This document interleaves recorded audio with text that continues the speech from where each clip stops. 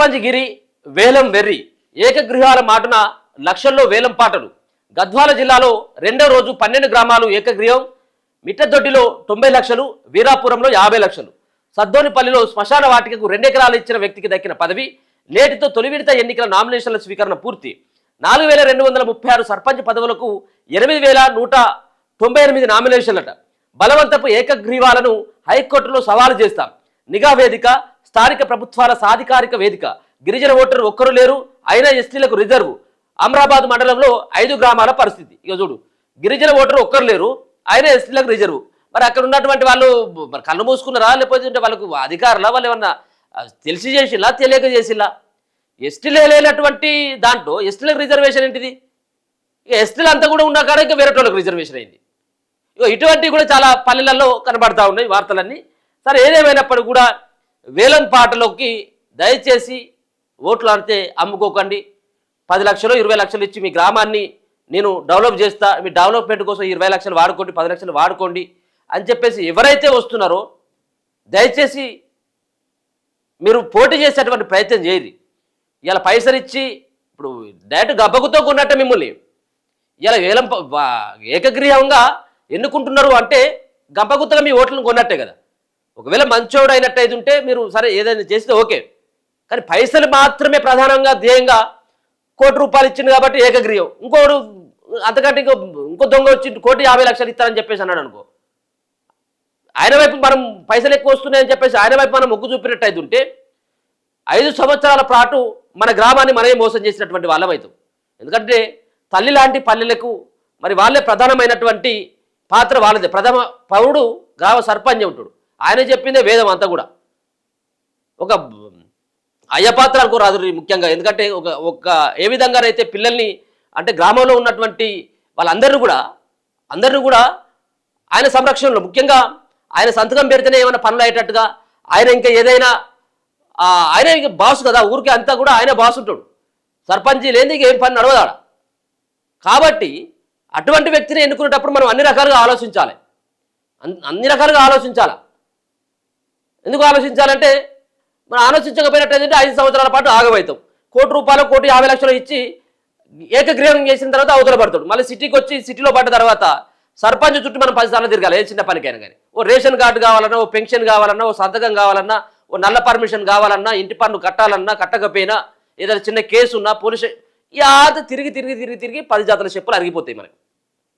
దయచేసి మన ఊళ్ళో ఉన్నటువంటి వ్యక్తిని, మన కోసం పనిచేసేటువంటి వ్యక్తిని, మన కోసంతో పాటు ప్రజల కోసం, ఆ గ్రామ అభివృద్ధి కోసం పాటుపడేటువంటి వ్యక్తిని, కొంత చదువుకున్నటువంటి వ్యక్తికి అవకాశం ఇస్తే బాగుంటుందనేది మా అభిప్రాయం. దయచేసి ఈ యొక్క వేలం పాటలలో మొత్తం గంపగుత్తగా అమ్ముకోకండి. వేలం పాట పెట్టి ఇదంతా కూడా ఒక అర్రాసు పాటలాగా చేయొద్దు.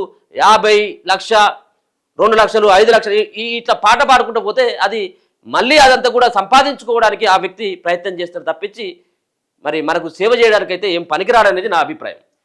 ఇవన్నీ అవుతా ఉన్నాయి. ఏకగ్రీవాలు ఆగడం లేదు సరికదా, జోరు అందుకుంటున్నాయి.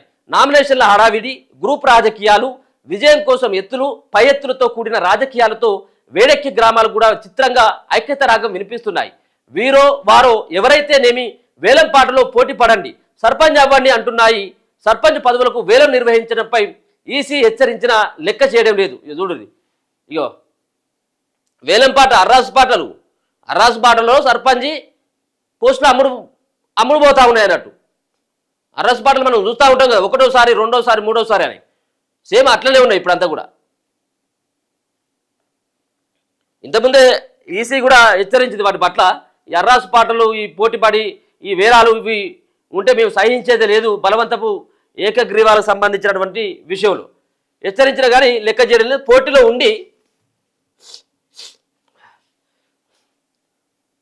పోటీలో ఉండి పోటాపోటీగా ఓటర్లకు డబ్బులు, మద్యం పంపిణీ చేయడం కంటే గ్రామాభివృద్ధి కోసం వేలం పాట నిర్వహించి పదవిని ఏకగ్రీవం చేసుకుంటే తప్పేంటి అని పలువురు ప్రశ్నిస్తున్నారు. గద్వాల జిల్లాలో మొదటి రోజు 4 పంచాయతీలు ఏకగ్రీవం కాగా రెండో రోజు 12 గ్రామ పంచాయతీలు ఏకగ్రీవం అయ్యాయి. గట్టు మండలం మిట్టదొడ్డిలో ఒక వ్యక్తి 90 లక్షలకు పదవిని పాడుకొని సర్పంచ్ సాబ్ అయ్యాడు. పెంచికలపేటలో సర్పంచ్, ఉప సర్పంచ్ పదవులు కలిపి 40.5 లక్షలు వచ్చాయి.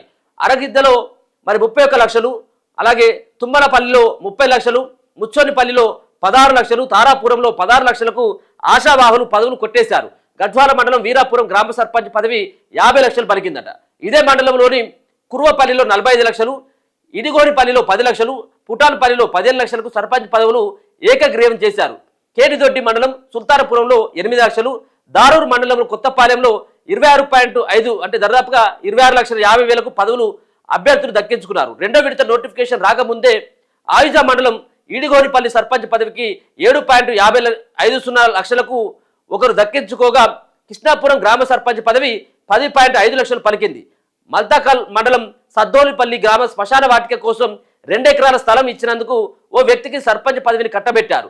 మరోవైపు స్థానిక సంస్థల ఎన్నికల్లో బలవంతపు ఏకగ్రీవాలు రద్దు చేయాలని నిఘా వేదిక, స్థానిక ప్రభుత్వాల సాధికారిక వేదిక డిమాండ్ చేశాయి. బలవంతపు ఏకగ్రీవాలను హైకోర్టులో సవాలు చేస్తామని స్పష్టం చేశాయి.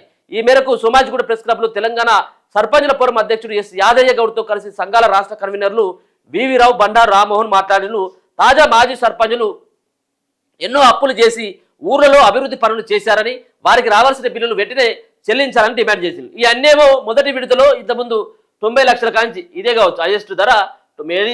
మిట్టదొడ్డిలో ఒక వ్యక్తి, ఇది గట్టు మండలం మిట్టదొడ్డిలా సర్పంచ్ 90 లక్షలకు ఉన్నాడట. 90 లక్షలకు సర్పంచ్కి 90 లక్షలు గ్రామానికి ఇస్తాం, మీరు ఏమైనా చేసుకోరు కానీ నేనే సర్పంచ్ ఉంటానంటే ఆ గ్రామస్తులంతా కూడా చేయెత్తే ఎత్తిలు వాళ్ళు.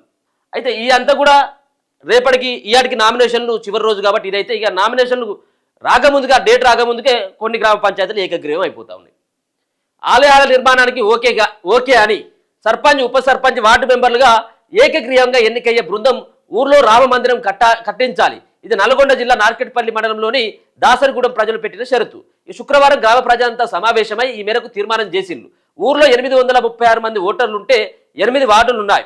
ఆలయ నిర్మాణం హామీతో పాటు గ్రామంలో వివిధ అభివృద్ధి పనులు చేస్తామని హామీ ఇవ్వడంతో సర్పంచ్గా ఉప్పల వెంకటరెడ్డి, ఉప సర్పంచ్గా పాలగొని జ్యోతి శ్రీనుబాబును వార్డు సభ్యులను ఏకగ్రీవంగా ఎన్నుకున్నట్టు తీర్మానం చేశారు.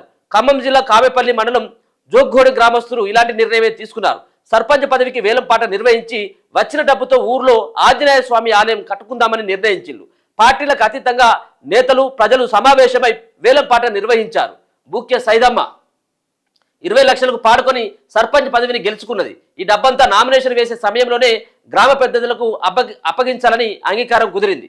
రూపాయి సిక్కలతో నామినేషన్కి ఒక అభ్యర్థి మహేందర్ చిల్లర పైసలు పట్టుకొచ్చిండు. కరీంనగర్ జిల్లా గంగాధర మండలం లక్ష్మీదేవిపల్లి సర్పంచ్ అభ్యర్థిగా జంగిలి మహేందర్ నామినేషన్ కింద కట్టిన 1000 రూపాయలను లెక్కించేందుకు సిబ్బంది కొంత శ్రమపడ్డారు. ఎందుకో తెలుసా? 1000ని అతను పూర్తిగా రూపాయి సిక్కలతో చెల్లించారు. గత ఎన్నికల్లో మహేందర్ వార్డు మెంబర్గా పోటీ చేసి ఒక్క ఓటుతో ఆయన ఓడిపోయినట. సెంటిమెంట్గా ఆయన చిల్లర పైసలు పట్టుకుని వచ్చిండు.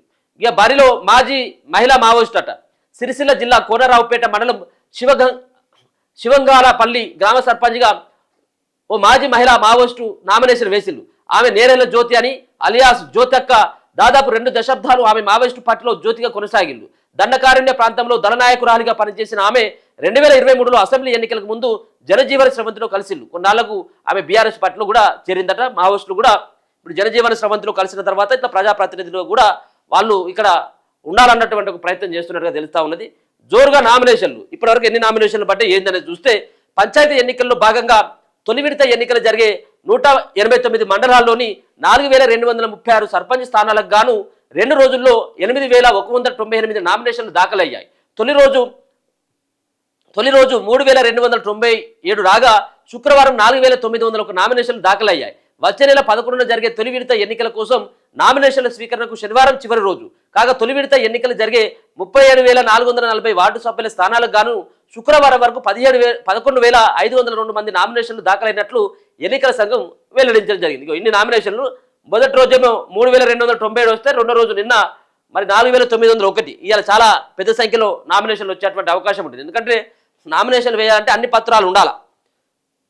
పత్రాలు అవన్నీ కూడా మీ సేవకు పోయి లేకపోతే జిరాక్స్లు తీసుకొని ఎంత వచ్చేసరికి కొంత టైం పడుతుంది. కాబట్టి ఇలా నిన్నటి వరకు ఆల్రెడీ సిద్ధం చేసుకుంటారు. ఇలా పెద్ద ఎత్తున నామినేషన్లు పడేటువంటి అవకాశం అయితే కనబడతా ఉన్నది. మరోసారి దయచేసి చెప్తా ఉన్నా, 12 లక్షలకి, 10 లక్షలకి, 40 లక్షలకి, 90 లక్షలకి ఒకవేళ కనుక గ్రామంలో ఉండేటువంటి వ్యక్తి, గతంలో గ్రామానికి సేవ చేసినటువంటి వ్యక్తి, ఇప్పుడు కూడా సేవ చేస్తారన్నటువంటి నమ్మకం ఉంటే ఒకవేళ కనుక అటువంటి వాళ్ళకి మాత్రం కొంత అవకాశం ఇచ్చి చూడండి. ఎందుకంటే మీ గ్రామం కూడా ₹1 కోటి డెవలప్ అవుతుంది కాబట్టి కానీ కోటి రూపాయలకు ఒక దొంగను కూడా ఎన్నుకుంటామంటే మాత్రం తప్పదు. ఎందుకంటే ఎందరినో మోసం చేసో లేకపోతే మీ ఊర్లో ఉండనటువంటి వ్యక్తో మర్డర్లు చేసో మానభంగాలకు సంబంధించినటువంటి కేసులు ఉన్నటువంటి వ్యక్తులు లేకపోతే ఇంకేవైనా క్రిమినల్ బ్యాక్గ్రౌండ్ ఉన్నటువంటి వ్యక్తులను కనుక మనం కనుక ఇదే పైసలకు అమ్ముడుపోయి పైసలకు మనం ఆశపడి మనం కనుక చేసుకున్నట్టయితే మన గోతి మనం తవ్వుకున్నటువంటి వాళ్ళమైతే 1-2 సార్లు దయచేసి గ్రామస్తులు ఆలోచించాల్సినటువంటి అవసరం కూడా ఉన్నది. ఏకగృహాలు చేసుకున్నటువంటి గ్రామ పంచాయతీలు ముందుగా మీరు ఖచ్చితంగా ఆలోచన చేయాలి. 1-2 సార్లు ఒకసారి ఆలోచన చేసి గ్రామ పెద్దలతో 1-4 సార్లు డిస్కషన్ చేసిన తర్వాతనే ఏకగ్రీవం చేయాలా వద్దనేది మీరు ఆలోచించాల్సిన అవసరం ఉన్నది. ఇట్లా ఉంటే ఇక్కడ ఇగో సర్పంచ్గా చెరో 2.5 ఏళ్ళట. వికారాబాద్ జిల్లా సిద్ధన్నమడుగులో నిర్ణయం. వికారాబాద్ జిల్లా పెద్దేముల మండలం సిద్ధన్నమడుగు తాండా గ్రామస్తులు తమ సర్పంచ్గా ఇద్దరిని ఏకగ్రీవం చేసింది. కథ ఒక్కడు కాదు, ఇప్పుడు ఇద్దరు అయిపోయింది. ఇప్పుడు 2.5 ఏళ్ళు పంచుకున్నట్టు అనుకోరాదు, అన్నదమ్ములు పంచుకున్నట్టు అయిపోయింది. అమ్మ వీళ్ళెంత ఇచ్చుల్లో ఇద్దరిని ఏకగ్రీవం చేసిండు. ఈ ఇద్దరు చెరో 2.5 ఏళ్ళు సర్పంచ్గా ఉంటారట. గ్రామంలో 537 మంది ఓటర్లుంటే తమ పంచాయతీ పాలక వర్గాన్ని ఎన్నుకునేందుకు ఓటింగ్కు వెళ్లకూడదని వాళ్ళంతా భావించారు. గురువారం శుక్రవారం 2 రోజుల పాటు సమావేశమై రాథోడ్ విజయ్, ఈరా సింగ్ చౌహాన్ ఈ ఇద్దరు సర్పంచ్ పదవికి అర్హులని వారు నిర్ణయించుకున్నారట. అయితే ఇద్దరు చెరో 2.5 ఏళ్ల పాటు పంచుకుంటారన్నట్టుగా పంచుకున్నట్టే పురాదులు. ఇక గిరిజన ఓటరు ఒక్కరు లేరు, అయినా ఎస్టీలకు రిజర్వ్. ఏమనాలని చెప్పి ఇక ఆమ్రాబాద్లో ఆ 5 గ్రామాల్లో ఒక్క గిరిజన ఓటరు కూడా లేరు. అయినా సర్పంచ్ పదవులను ఎస్టీలకు రిజర్వ్ చేయడంతో అక్కడ ఎన్నికల నిర్వహణపై సందిగ్ధం నెలకొంది. నాగర్ కర్నూలు జిల్లా ఆమ్రాబాద్ మండలంలోని 5 గ్రామ పంచాయతీలను ఏజెన్సీ ప్రాంతంగా గుర్తించడంతో ఆ గ్రామాల సర్పంచ్ పదవులకు ఎస్టీలకు రిజర్వ్ చేశారు. అయితే ఆ గ్రామాల్లో ఒక్క గిరిజన ఓటరు కూడా లేడు. గతంలో జరిగిన సర్పంచ్ ఎన్నికల్లో కూడా గిరిజన ఓటర్లు లేక ఎవరు పోటీ చేయకపోవడంతో ఎన్నికలు నిర్వహించలేదు. మండలంలోని బీకే లక్ష్మాపూర్లో 618 ఓట్లు, అలాగే ఒంగురోనిపల్లిలో 621 ఓట్లు, కుమ్మరోనిపల్లిలో 1169, కల్మలోనిపల్లిలో 556, ప్రశాంత్ నగర్లో 438 ఓట్లున్నాయి. కానీ ఇది ఏజెన్సీ ప్రాంతం కావడంతో ఒక్క గిరిజన ఓటరు లేకున్నా సర్పంచ్ పదవులను ఎస్టీలకు రిజర్వ్ చేసిండ్రు. దీంతో సర్పంచ్ పదవులను ఇతర సామాజిక వర్గాలకు కేటాయించి ఎన్నిక నిర్వహించాలని అక్కడ ప్రజలు కోరుతా ఉన్నారు. మరి ఇది ఎట్లా సాధ్యం? ఇది ఇప్పుడు అది ఏజెన్సీ ప్రాంతాలన్నీ వాళ్ళకి ఇస్తారు ఎస్టీలకని. ఆ ఏజెన్సీ దాంట్లోనేమో వాళ్ళు గిరిజనులు లేరా, ఎస్టీలు లేరా? మరి ఏంటి ఇప్పుడు ఆ పరిస్థితి? ఇట్లాంటి జోరుగా అవుతా ఉన్నాయి.